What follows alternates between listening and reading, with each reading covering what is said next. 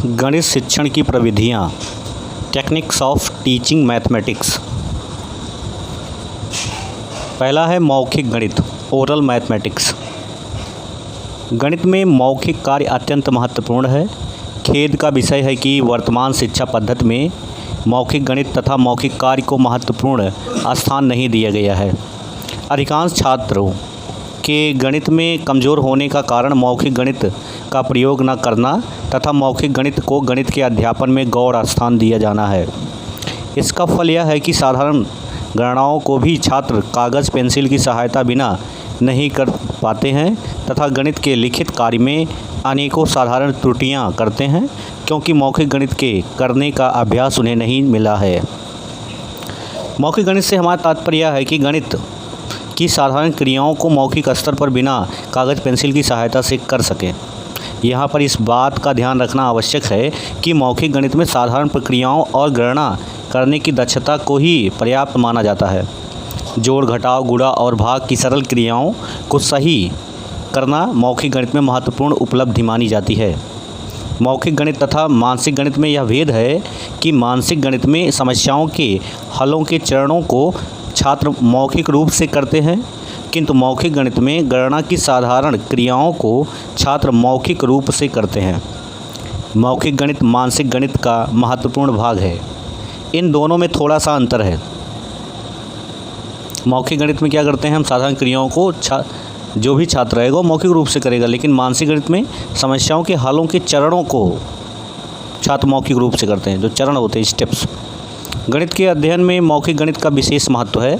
छोटी और बड़ी कक्षाओं में छात्रों के लिए यह अत्यंत लाभदायक है। छोटी कक्षाओं के बालकों को मौखिक गणित करने में आनंद आता है। गणित में यांत्रिक कुशलता के लिए मौखिक गणित का अभ्यास अत्यंत आवश्यक है। मौखिक गणित के अभ्यास द्वारा छात्र बौद्धिक गणित की ओर अग्रसर किए जा सकते हैं।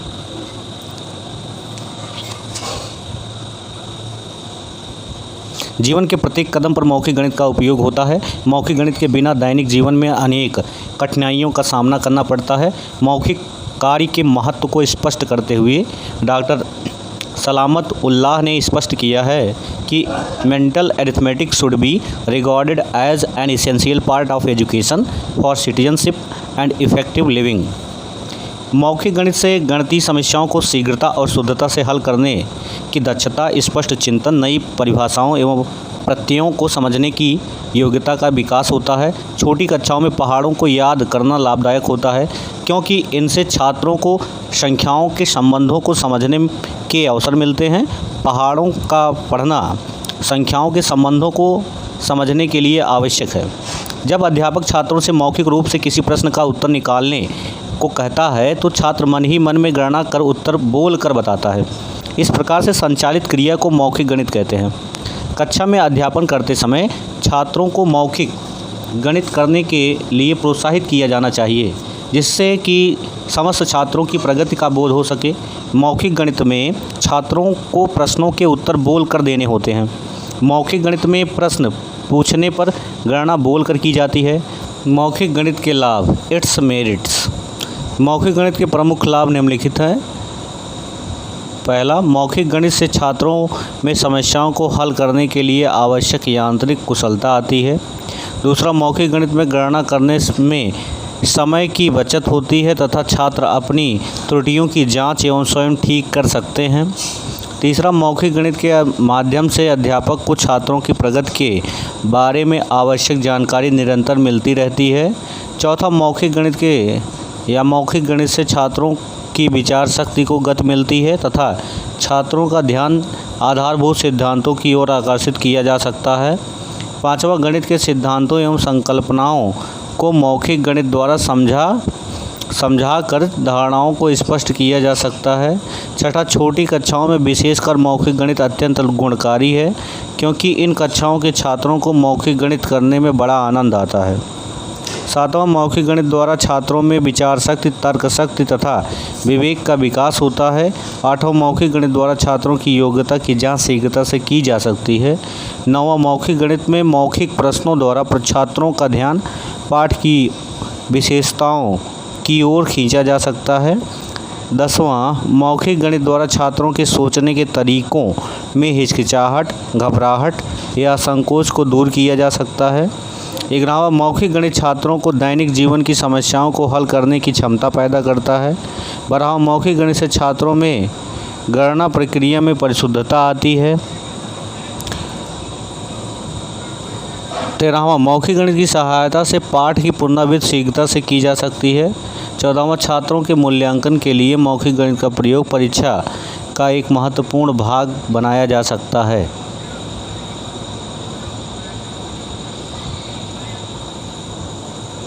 15वां, मौखिक गणित का प्रयोग गणित के आधारभूत सिद्धांतों, नियमों आदि के अभ्यास ड्रिल में अत्यंत सहायक होता है। 16वां, लिखित गणित रिटन मैथमेटिक्स करते समय मौखिक गणित द्वारा अनेक चरणों को शीघ्रता से किया जा सकता है। 17वां, गणित में सामूहिक शिक्षण को प्रभावी बनाने में मौखिक गणित का प्रयोग लाभकारी है। कक्षा में मौखिक गणित का अभ्यास कराते समय ध्यान देने योग्य बातें, points for consideration during oral maths practice. कक्षा में मौखिक गणित का अभ्यास कराते समय निम्नलिखित बातों को ध्यान में रखना चाहिए। पहला, मौखिक गणित के प्रश्नों में केवल छोटी संख्याओं का ही प्रयोग करना चाहिए। दूसरा, प्रश्न छोटे छोटे होने चाहिए जिससे छात्र उन्हें सरलता से समझ सकें। तीसरा, मौखिक प्रश्नों में जटिल गणनाओं को कराने का प्रयास नहीं किया जाना चाहिए। चौथा, नवीन सिद्धांतों तथा प्रत्ययों को पढ़ाते समय मौखिक गणित का अधिक प्रयोग करना चाहिए।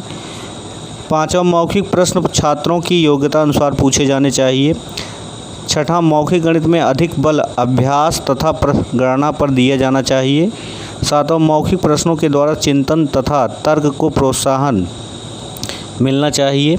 आठवां, मौखिक गणित के द्वारा छात्रों में गणितीय सिद्धांतों के बारे में स्पष्टता प्राप्त हो और उनको रटने की आदत न पड़े। और 9वां, गणित की पुस्तकों में मौखिक प्रश्नों को भी दिया जाना चाहिए। 10वां, मौखिक प्रश्न पूछने के बाद छात्रों को सोचने का अवसर देना चाहिए। 11वां, मौखिक प्रश्नों को पूछने का निश्चित क्रम होना चाहिए। 12वां, मौखिक प्रश्नों का प्रयोग कक्षा को सचेत रखने के लिए किया जाना चाहिए ताकि प्रत्येक छात्र पाठ को समझने के लिए प्रयास करे। 13वां, मौखिक प्रश्नों को सर्वप्रथम सारी कक्षा के समक्ष प्रस्तुत करने के बाद ही किसी एक छात्र विशेष को उत्तर देने के लिए कहना चाहिए। 14वां, मौखिक प्रश्न ऐसे हों कि छात्र अनुमान लगाकर उत्तर नहीं दे सकें। 15वां, मौखिक प्रश्नों के उत्तर यथासंभव छात्र ही दें, इसका प्रयास करना चाहिए। कमज़ोर छात्रों के अशुद्ध उत्तरों को मेधावी छात्रों से ठीक कराना भी उपयुक्त होता है। 16वां, मौखिक गणित के माध्यम से छात्र व्यक्तिगत रूप से दक्षता प्राप्त करने का प्रयत्न करें, यह वांछनीय है। 17वां, मौखिक गणित को लिखित गणित का पूरक समझा जाना चाहिए। 18वां, मौखिक गणित करते समय यदि कोई अस्पष्टता हो तो छात्रों को लिख कर समाधान करने का अभ्यास कराना चाहिए। लिखित गणित रिटन मैथमेटिक्स। गणित की सब समस्याओं के हल मौखिक रूप से ज्ञात नहीं किए जा सकते। लिखित गणित एवं मौखिक गणित एक दूसरे के पूरक है। मौखिक गणित की अपनी सीमाएं हैं। यदि हम कठिन संक्रियाओं को मौखिक रूप से कक्षा में छात्रों से कराएं तो उनके मस्तिष्क पर बहुत जोर पड़ेगा। जब प्रश्न जटिल होते हैं तब उनमें दिए गए पद्धतियों की संक्रियाएं मौखिक रूप से नहीं की जा सकती, तो लिखित गणित का करना आवश्यक होता है। जब समस्याओं को कागज़ तथा पेंसिल से लिखकर हल किया जाता है तो हम उसे लिखित गणित कहते हैं। लिखित कार्य करते करते ही छात्रों को मौखिक गणित का भी प्रयोग करना चाहिए। लिखित गणित करने से मस्तिष्क को कम परिश्रम करना पड़ता है तथा शीघ्रता से समस्या का हल ज्ञात किया जा सकता है। लिखित कार्य के संबंध में किसी शिक्षा शास्त्री ने ठीक ही लिखा है, पढ़ने से व्यक्ति पूर्ण बनता है, संगोष्ठी से त्वरित और लेखन से शुद्ध कार्य करने वाला। Reading makes a full man, conference a ready man and writing makes an exact man. सीखे हुए सिद्धांतों, संबंधों, नियमों, संकल्पनाओं प्रक्रियाओं एवं तथ्यों का अभ्यास करने के लिए लिखित गणित आवश्यक है। लिखित गणित तभी कराना चाहिए जब छात्रों को आधारभूत सिद्धांतों का स्पष्टीकरण भलीभांति हो जाए। लिखित गणित करने में मानसिक तथा मौखिक गणित का प्रयोग आवश्यक है। प्रत्येक साधारण बात को लिखकर करने से लिखित गणित का महत्व नहीं रह जाता। छोटी संख्याओं या छोटी कक्षाओं में लिखित गणित का अधिक जोर नहीं देना चाहिए, क्योंकि इस स्तर पर जटिल समस्याओं को छात्र प्रायः नहीं कर पाते। उच्च कक्षाओं में लिखित गणित का प्रयोग या उपयोग आवश्यक है।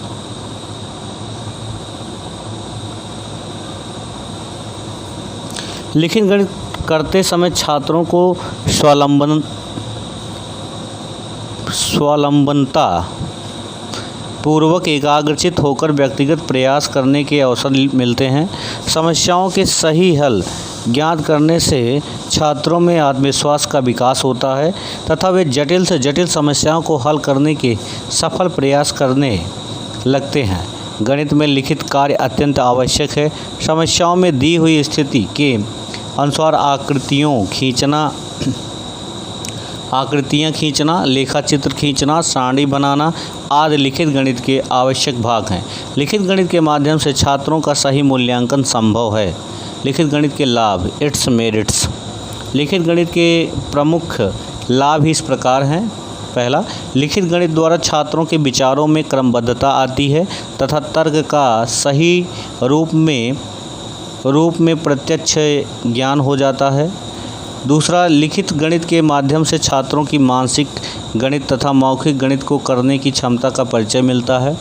लिखित गणित के माध्यम से अध्यापक को छात्रों के ज्ञान के स्तर के बारे में सही जानकारी मिल जाती है। लिखित गणित करते समय अध्यापक छात्रों को व्यक्तिगत मार्गदर्शन देकर सही कार्यविधि का अनुसरण करने के निर्देश दे सकता है। समस्याओं को हल करते समय छात्रों में स्वावलंबन की भावना का विकास होता है तथा वे जटिल समस्याओं को आत्मविश्वास के साथ हल कर सकते हैं। गणित के लिखित कार्य में छात्र स्वयं अपनी त्रुटियों को जांच कर ठीक कर सकता है तथा इस प्रकार उसकी मौखिक गणित करने की क्षमता में विकास होता है। लिखित गणित में छात्र अपनी तर्क शक्ति एवं रचनात्मक कल्पना का अधिकाधिक प्रयोग कर सकता है।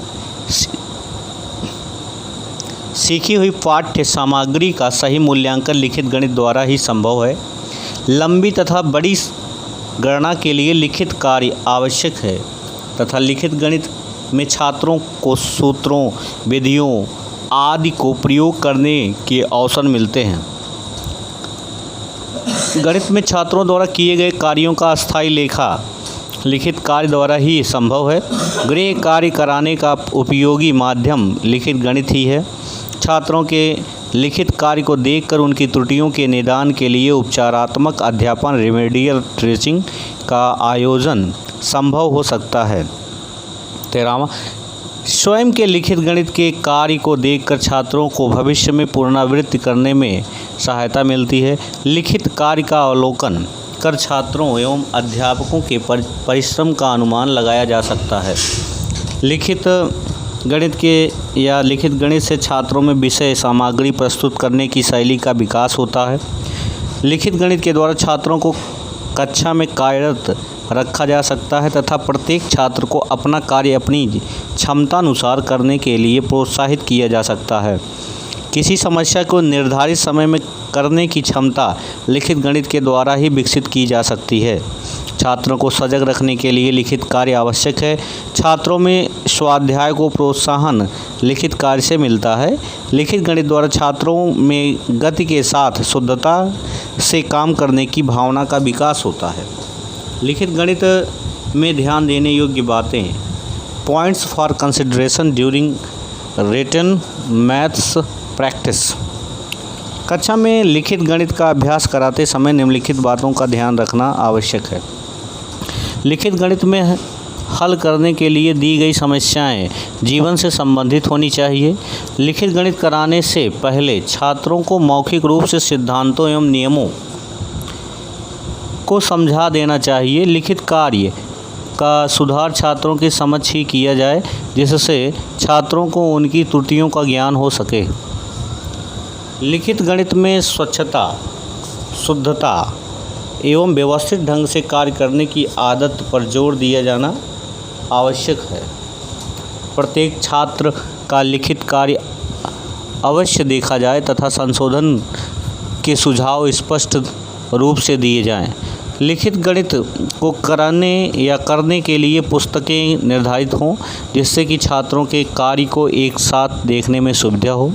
लिखित गणित में गृह कार्य को भी मुख्य अंग माना गया है। गणित में अभ्यास कार्य, ड्रिल इन मैथमेटिक्स। अभ्यास कार्य का अर्थ, मीनिंग ऑफ ड्रिल।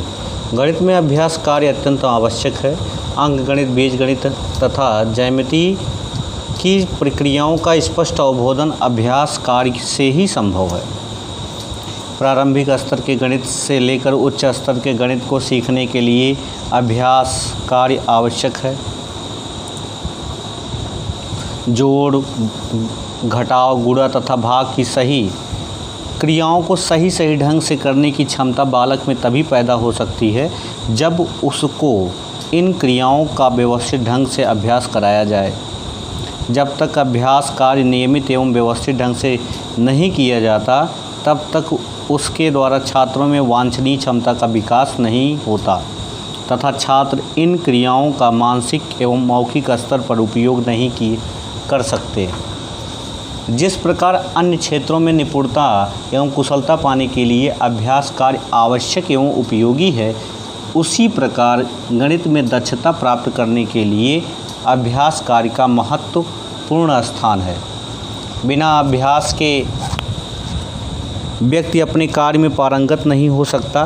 गणित के नियमों, सूत्रों, सिद्धांतों, विधियों, प्रक्रियाओं आदि का अधिकार प्राप्त करने के लिए निरंतर अभ्यास की आवश्यकता होती है। यह कहावत कि करत करत अभ्यास के जड़मति होत सुजान गणित विषय के लिए अक्षरशः लागू होती है। कक्षा में जो विद्यार्थी गणित विषय में अच्छे हैं तथा विषय के सिद्धांतों, नियमों, प्रक्रियाओं आदि को समझते हैं तथा उनका सही उपयोग या प्रयोग करते हैं, उनकी इस दक्षता या क्षमता का कारण उनके व्यवस्थित ढंग से अभ्यास कार्य की ही माना जाना चाहिए। किसी सिद्धांत को मानसिक स्तर पर जानना एवं छात्रों में स्पष्ट किसी सिद्धांत को मानसिक स्तर पर जानना एक बात है तथा उसका सफल प्रयोग कर सकना दूसरी बात है। निरंतर अभ्यास के द्वारा छात्रों में स्पष्ट ज्ञान एवं प्रयोग करने की क्षमता का प्रादुर्भाव होता है। यह बहुधा देखने को आता है कि गणित के छात्र गणित की छोटी छोटी गणना करने में असमर्थ रहते हैं तथा गणना में अनेक अशुद्धियाँ करते हैं। अभ्यास के बिना गणित के कार्य में वेग तथा परिशुद्धता दोनों की कमी रह जाती है। The meaning of drill work is to apply the learned task और स्किल्स और read material in novel situation. Drill work tells the teacher whether the teaching objective has been achieved or not. In other words, the knowledge gained by drill work gets consolidated. अभ्यास का साधारण शब्दों में अर्थ यह है, एक ही कार्य को निरंतर करते रहना जब तक उस कार्य को करने में निपुणता नहीं आ जावे।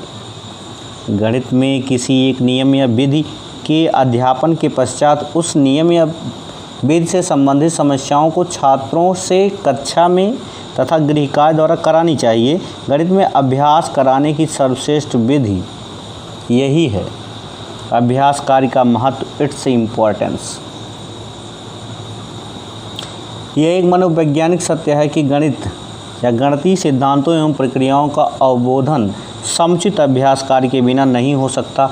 समुचित अभ्यास कार्य का अर्थ यह नहीं है कि गणित के सूत्रों को रट कर उसका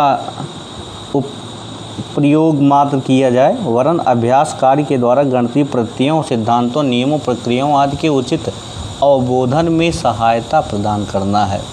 अभ्यास कार्य का तात्पर्य यह कदापि नहीं है कि छात्र यंत्रवत प्रश्नों को हल करे तथा अभ्यास कार्य उद्देश्यहीनता से परिपूर्ण हो। अभ्यास कार्य का औचित्य गणित के अध्यापन के उद्देश्यों के संदर्भ में ही देखना चाहिए। गणित अध्यापन के उद्देश्यों की पूर्ति के लिए ही अभ्यास कार्य का संपादन होना चाहिए। गणित में वेग तथा परिशुद्धता के लिए अभ्यास कार्य का योगदान महत्वपूर्ण माना जाता है। अभ्यास कार्य का नियोजन और संचालन गणित के कक्षा उपयोगी उद्देश्यों को ध्यान में रखकर किया जाना चाहिए। गणित में अभ्यास कार्य का महत्व इस प्रकार है। पहला, अभ्यास कार्य द्वारा छात्रों में गणना संबंधी कुशलताओं में विकास किया जा सकता है। मानसिक गणित तथा मौखिक गणित में कुशलता के लिए भी पर्याप्त अभ्यास ही की आवश्यकता होती है। अधिकांशतः अभ्यास के अभाव के कारण ही छात्र गणित विषय में कमज़ोर पाए जाते हैं। गणित को एक नीरस तथा कठिन विषय माना जाता है, जो कि असत्य है। यदि हम अभ्यास कार्य का नियोजन वैज्ञानिक विधि से करें तो छात्रों को गणित में रुचि होने लगेगी। अनेक सिद्धांतों प्रत्ययों के बारे में अस्पष्टता के कारण ही छात्र नए उपविषयों को सीख नहीं पाते हैं और गणित उनको कठिन एवं नीरस विषय लगने लगता है। पर्याप्त अभ्यास द्वारा प्रत्ययों तथा एवं संकल्पनाओं को स्पष्ट किया जाना संभव है। गणित को नीरस एवं कठिन विषय अभ्यास कार्य की अपर्याप्तता ने ही बना दिया है। सीखे हुए सिद्धांतों, प्रत्ययों, नियमों, प्रक्रियाओं आदि का प्रयोग एप्लीकेशन अभ्यास कार्य द्वारा ही संभव है। अन्यथा सिद्धांतों, नियमों आदि का ज्ञान छात्रों के लिए बोझ बनकर रह जाएगा। सूत्रों, नियमों आदि को रटना हानिकारक होता है। इनका प्रयोग अभ्यास कार्य के करने या करके छात्र इन्हें समझ कर याद कर सकते हैं। अभ्यास कार्य से समस्याओं को वेग एवं परिशुद्धता के साथ करने की क्षमता में वृद्धि होती है। गणित में वेग एवं तथा परिशुद्धता आवश्यक है और इसका विकास अभ्यास कार्य द्वारा ही संभव है। गणित को सफलता से सीखने के लिए धैर्य, परिश्रम, लगन, आत्मविश्वास, एकाग्रता, चिंतन, विश्लेषण आदि गुणों की आवश्यकता होती है। यदि हम छोटी कक्षाओं से ही अभ्यास कार्य का विकास कार्य ठीक प्रकार से नियोजन करें तो छात्रों में स्नेह इस वैयक्तिक गुणों का विकास कर सकते हैं। उच्च गणित को सफलतापूर्वक सीखने के लिए इन गुणों का छात्रों में होना आवश्यक है। गणित को सीखने के लिए तर्क एवं चिंतन करने की योग्यता का होना आवश्यक है। अभ्यास कार्य द्वारा छात्रों को व्यवस्थित ढंग से सोचना तथा तर्क करना सिखाया जा सकता है। नियमित अभ्यास का आयोजन ही गणित के उद्देश्यों की प्राप्ति में सहायक होता है। यदि अभ्यास का आयोजन विधिवत नहीं किया गया तो इसके प्रभावी होने में सदैव संशय बना हो रहेगा। अभ्यास के प्रश्नों को हल करने से छात्रों में सफलता, आत्मसंतोष एवं आनंद की अनुभूति होती है। गणित को सीखने के लिए इन अनुभूतियों द्वारा छात्रों को प्रोत्साहन मिलता है। अभ्यास के द्वारा छात्रों में स्वच्छता तथा कलात्मक ढंग से काम करने की आदत डाली जा सकती है। ज्यामिति के चित्रों को सही एवं स्वच्छता से सीखने की आदत का आधार अभ्यास कार्य ही है। गणित में अभ्यास द्वारा छात्रों को स्कूल, घर तथा समाज में नियम, स्वच्छता, व्यवस्था आदि से रहने की आदत पड़ सकती है। अभ्यास कार्य का संचालन, हाउ टू कंडक्ट ड्रिल। गणित में अभ्यास कार्य का संचालन सावधानी से करना चाहिए, अन्यथा अभ्यास कार्य में या अभ्यास कार्य से छात्रों को लाभ नहीं होता है। लाभ नहीं होगा कैसे?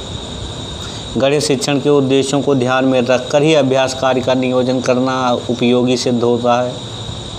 अभ्यास कार्य के नियोजन एवं संचालन के लिए निम्न सिद्धांतों को ध्यान में रखना चाहिए। पहला, अभ्यास कार्य कराने के लिए पहले यह निश्चित कर लेना चाहिए कि छात्र आधारभूत सिद्धांतों, नियमों, संबंधों आदि को भलीभांति समझ गए हैं या नहीं। उदाहरण के लिए जैसे ब्याज के प्रश्नों को हल कराने से पहले छात्रों को ब्याज ज्ञात करने का सूत्र PRT/100 स्पष्ट होना चाहिए। PRT का क्या मीनिंग है इसको बताना चाहिए। A+-B² का प्रयोग करने से पहले छात्रों को इन सूत्रों का अर्थ स्पष्ट होना चाहिए। यदि आधारभूत सिद्धांतों की स्पष्टता के बिना अभ्यास कराया गया तो छात्रों को कोई लाभ नहीं होता। अभ्यास कार्य का संबंध कक्षा में पढ़ाई जाने वाली गणित की विषय सामग्री से होना चाहिए। कक्षा में सिखाए गए प्रत्ययों, सिद्धांतों, प्रक्रियाओं के ज्ञान को अस्थायी बनाने के लिए अभ्यास कार्य को आधार बनाना चाहिए। कक्षा के उद्देश्यों की पूर्ति करने में अभ्यास कार्य को एक उपयोगी साधन बनाना चाहिए। अभ्यास कार्य साधन है, साध्य नहीं है। कक्षा में नए उप विषय का अध्यापन तभी आरंभ करना चाहिए जब गत उप विषय संबंधी अभ्यास कार्य संपूर्ण हो जाए। गणित में अभ्यास कार्य करते समय छात्रों को समस्याओं के उत्तर उपलब्ध होने चाहिए जिससे कि वे अपनी सफलता का मूल्यांकन कर सकें। जब छात्रों को अपने परिश्रम का प्रतिफल मिल जाता है तो वह अभ्यास कार्य में प्रगति बनाए रखते हैं। गणित के लिए इस प्रकार का प्रोत्साहन अत्यंत आवश्यक है। गणित में अभ्यास कार्यों में सामंजस्य का स्थापित किया जाना आवश्यक है। कक्षा कार्य, गृह कार्य तथा अभ्यास कार्य में सामंजस्य स्थापित करके ही इनको उपयोगी बनाया जा सकता है। कक्षा में किए गए कार्य के आधार पर ही गृह कार्य दिया जाना चाहिए। गणित में किए गए अभ्यास कार्य का सावधानी से निरीक्षण किया जाना चाहिए। छात्रों की त्रुटियों को ध्यान में रखकर अभ्यास कार्य द्वारा उन्हें दूर करने का प्रयास करना चाहिए। यदि अभ्यास कार्य की त्रुटियों को समय पर ठीक नहीं किया गया तो अभ्यास कार्य की उपयोगिता कम हो जाएगी। सामूहिक त्रुटियों को कक्षा में सब छात्रों के समक्ष स्पष्ट करना उचित होगा। सबसे उपयोगी सिद्धांत यह है कि प्रत्येक छात्र का अभ्यास कार्य संबंधित छात्र के समक्ष ही ठीक किया जाना चाहिए जिससे कि उनका ध्यान त्रुटियों की ओर खींचा जाए। कक्षा में अध्यापक को छात्रों के अभ्यास कार्य का लेखा जोखा रखना चाहिए। यदि कुछ छात्र अभ्यास कार्य में पिछड़ जाएं तो उनको विशेष प्रयासों द्वारा अन्य छात्रों के स्तर पर लाने का प्रयास करना चाहिए। जो अधिकांशतः अनुपस्थित रहते हैं उनका विशेष ध्यान रखना चाहिए। अभ्यास कार्य में अध्यापक का स्थान, role of teacher in drill. गणित के अध्यापक को अपने गुरुतर उत्तरदायित्वों के प्रति जागरूक रहना चाहिए। अन्य विषयों को तो किसी सीमा तक अध्यापक की सहायता के बिना छात्र प्रयास कर स्वयं सीख सकते हैं, किंतु गणित के लिए यह बात सत्य नहीं है। गणित के अध्यापक का इस विषय को सीखने की प्रक्रिया में महत्वपूर्ण योगदान होता है। कभी कभी यह देखा जाता है कि गणित के छात्र या गणित के अभ्यास कार्य को अध्यापक स्वयं के लिए विश्राम का साधन समझ बैठता है तथा इस मनोवृत्ति से छात्रों को अत्यधिक हानि उठानी पड़ती है। जब छात्र कक्षा में अभ्यास कार्य कर रहे हों तो अध्यापक का कर्तव्य है कि वह निरीक्षण कर छात्रों की व्यक्तिगत कठिनाइयों को दूर करे तथा यह ज्ञात करे कि अधिकांश छात्र किस प्रकार की त्रुटियां कर रहे हैं जिससे कि इन त्रुटियों का सामूहिक रूप से समाधान किया जा सके। अध्यापन पाठों की तैयारी करते समय अभ्यास कार्य की रूपरेखा निश्चित कर लेना चाहिए। अभ्यास कार्य का सही नियोजन अध्यापक के कार्य को सरल एवं उपयोगी बनाता है। सफल अध्यापन के लिए प्रभावी अभ्यास कार्य आवश्यक है। गणित की कक्षा में चिंतन एवं तर्क को दिशा प्रदान करने के लिए अभ्यास कार्य का आयोजन करना उपयोगी है। गणित के अध्यापक को इस बात का ध्यान रखना चाहिए कि ऐसे उप विषयों को जहां गणना पक्ष अधिक महत्वपूर्ण है अभ्यास कार्य को अधिक समय दें जिससे कि छात्रों में गणना संबंधी दक्षताओं का विकास हो सके। अध्यापन काल में से कितना समय अभ्यास कार्य को देना चाहिए इसका निश्चय अध्यापक को स्वयं कर लेना चाहिए। गणित का कुशल एवं कर्तव्यपरायण अध्यापक कक्षा में अभ्यास कार्य करते समय बालकों का सही रूप से मार्गदर्शन कर सकता है। अभ्यास कार्य को अध्यापन कार्य का महत्वपूर्ण अंग बनाने की क्षमता ही अध्यापक की सफलता की कसौटी है। छात्रों को गृह कार्य देकर भी अभ्यास कार्य कराया जा सकता है। अध्यापक गृह कार्य देते समय इस बात का अवश्य ध्यान रखें कि छात्रों की क्षमता के बराबर ना हो, क्षमता से बाहर ना हो। ज़्यादा अच्छा यह है कि गृह कार्य में दी गई समस्याओं के कठिन पक्षों का मौखिक रूप से कक्षा में विश्लेषण कर दिया जाए। कक्षा में किए गए अभ्यास कार्य तथा गृह कार्य की जांच में अच्छे विद्यार्थियों की सहायता भी ली जा सकती है। अध्यापक को इस बात का भी ध्यान रखना चाहिए कि छात्रों की प्रगति ही सब आयोजनों का उद्देश्य हो। कार्य संशोधन का श्रम तभी सफल होता है जब छात्र अशुद्धियों पर ध्यान दें तथा उनके निवारणार्थ प्रयत्न करें। अध्यापक को इस दिशा में प्रयत्न करने चाहिए। अशुद्धियाँ मुख्यतः सैद्धांतिक एवं गणनात्मक होती हैं। सैद्धांतिक अशुद्धियों का निवारण औपचारिक अध्यापन से संभव है तथा गणनात्मक शुद्धियों को छात्रों का ध्यान उनकी ओर आकर्षित कर दूर किया जा सकता है। सतत अशुद्धियों के लिए निदान की आवश्यकता होती है।